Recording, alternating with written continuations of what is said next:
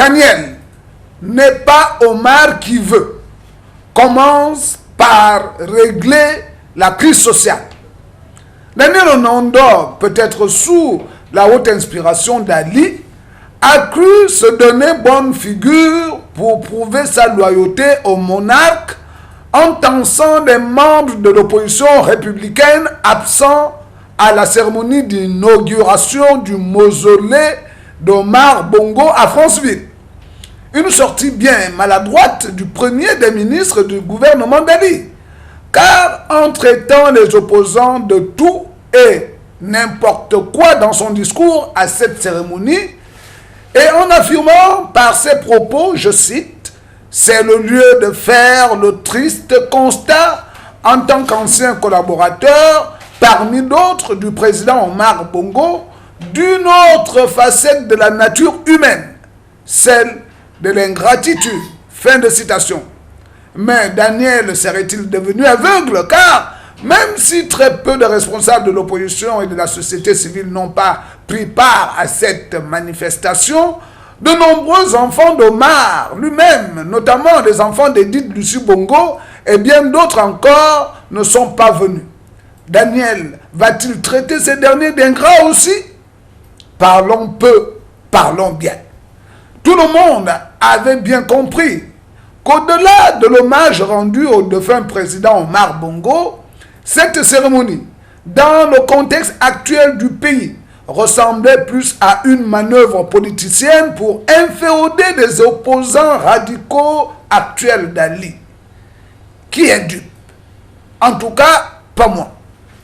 De plus, Daniel est-il devenu amnésique ou est-il ébloui par les ors et l'embris de sa fonction de Premier ministre?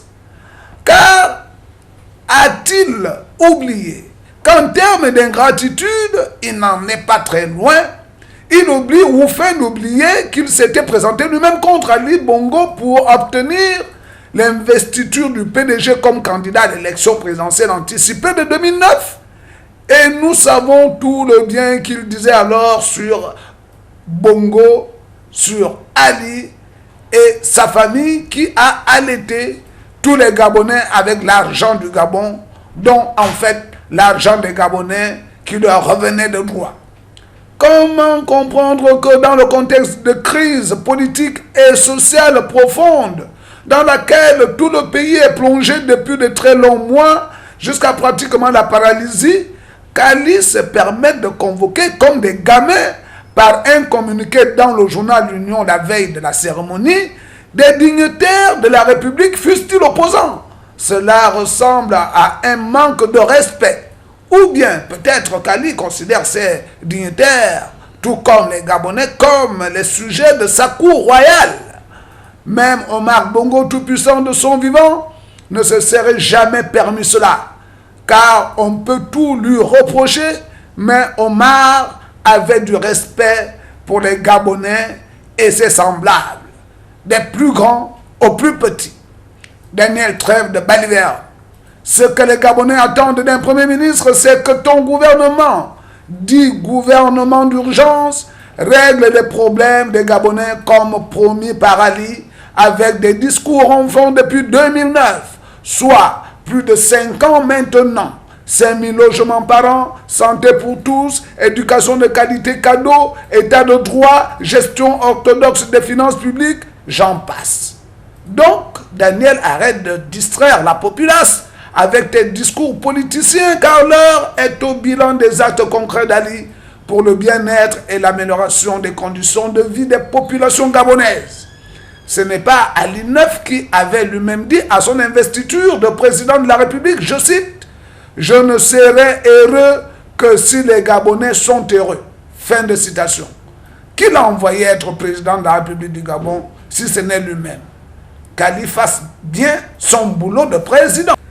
Les manœuvres politiciennes, d'ailleurs, c'est normal, d'Ali, telles que les négociations sociales en cours, afin d'obtenir une nouvelle trêve sociale et donc de gagner du temps jusqu'à l'élection présidentielle de 2016, soit dans moins de 2 ans, sont peine perdue. Car les syndicalistes n'en veulent plus et disent qu'Ali a déjà eu sa trêve sociale pour faire avancer le pays. Les syndicalistes disent vouloir simplement l'application par le gouvernement de ces engagements pris depuis l'accession au pouvoir d'Ali. Aujourd'hui, les Gabonais crient à lui et à Dia qu'ils souffrent, qu'ils ont faim, qu'il y a trop de chômeurs, surtout parmi les jeunes, qu'ils n'arrivent plus à se soigner, à se loger, à s'instruire correctement, que la grande pauvreté touche maintenant plus de 30% des Gabonais et se propage comme la gangrène, et que tout ça est très grave dans un pays très riche avec moins de 2 millions d'habitants. Ils disent trop, c'est trop, Ali.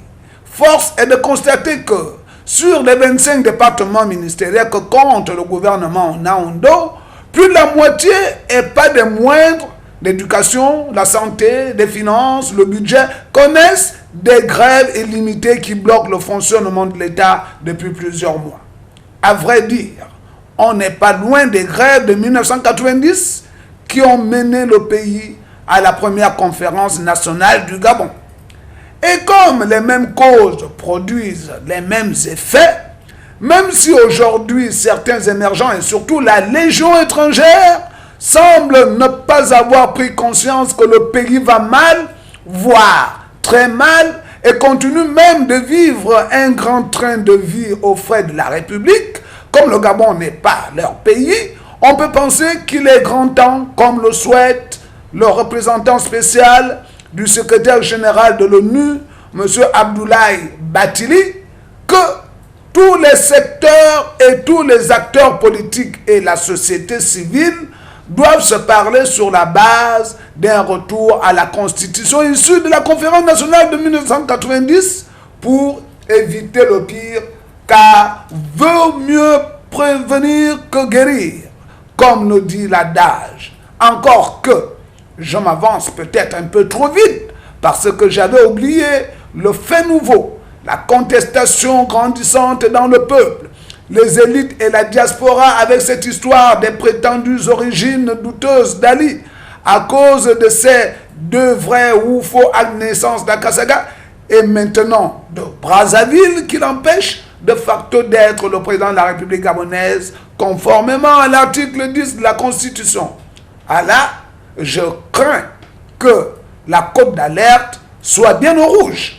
Enfin, les spécialistes disent que pour calmer le jeu, car la tension dans le pays est très très vive et on est au bord de la rupture, Ali devrait se montrer à la hauteur de son illustre père et prendre enfin l'initiative d'une conférence nationale souveraine ouverte aux acteurs politiques et à la société civile, car il y va de sa survie politique et de celle de sa famille politique.